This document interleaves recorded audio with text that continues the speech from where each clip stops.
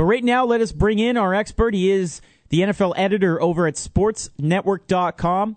You can follow him on twitter.com/JFMcMullen. It is John McMullen. Hey, John, how you doing?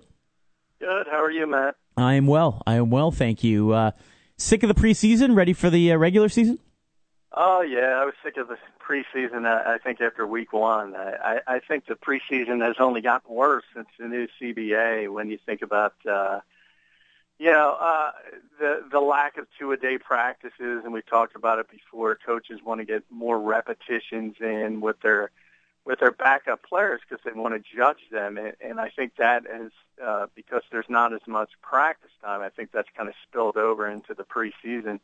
So I think, if anything, the preseason games, which are already pretty bad, I think they've only gotten worse since. All right, John, let's talk about some of the issues and items going around the NFL right now. Obviously, in Philadelphia, they named Michael Vick the starter. Was there any doubt that was going to happen?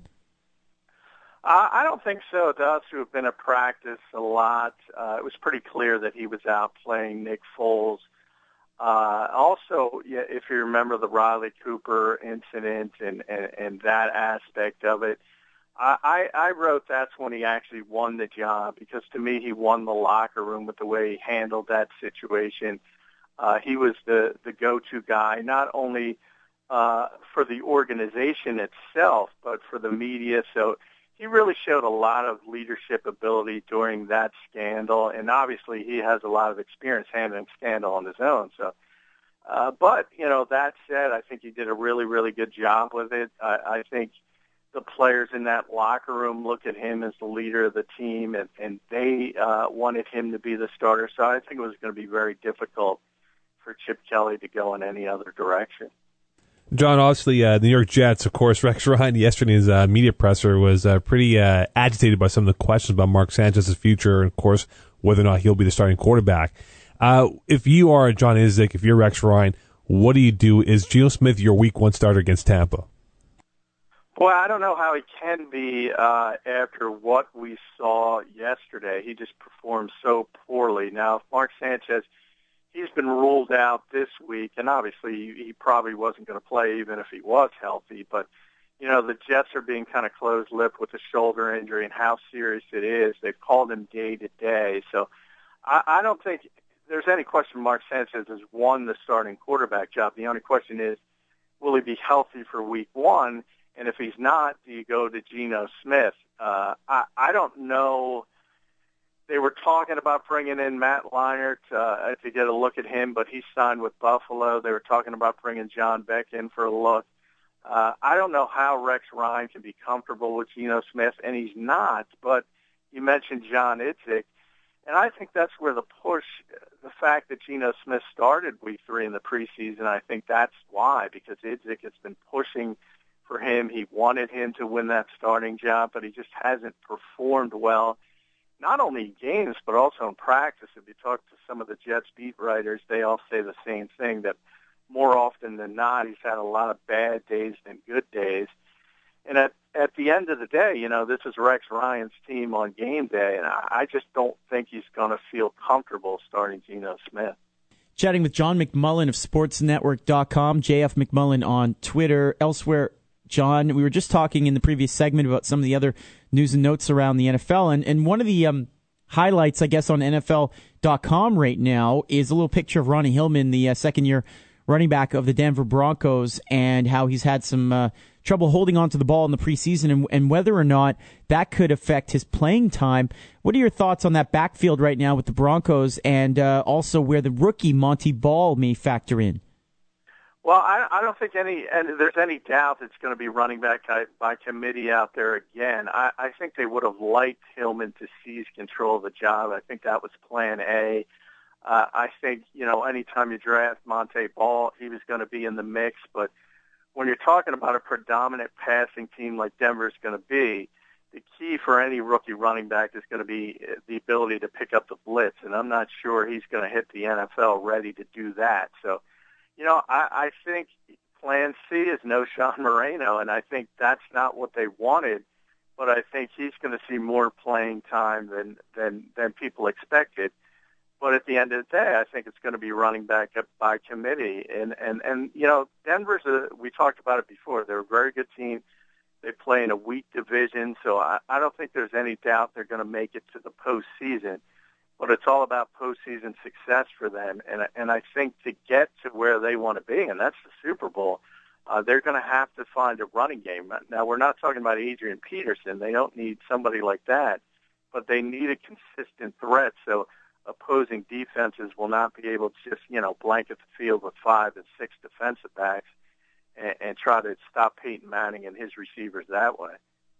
John, you look at the Houston Texans. They just played right now against New Orleans in Houston. How concerned are you about this football team going into the season, considering, again, the window of opportunity? Andre Johnson now is 32, going to be 33 years old. Matt Schaub, is he feeling the pressure because you have T.J. Yates, Case Keenum, both backup quarterbacks who have played well the last couple of years, especially Keenum in this training camp portion? Is there pressure on Matt Schaub to finally fulfill the expectation levels and take this team further than what they did the last couple of years?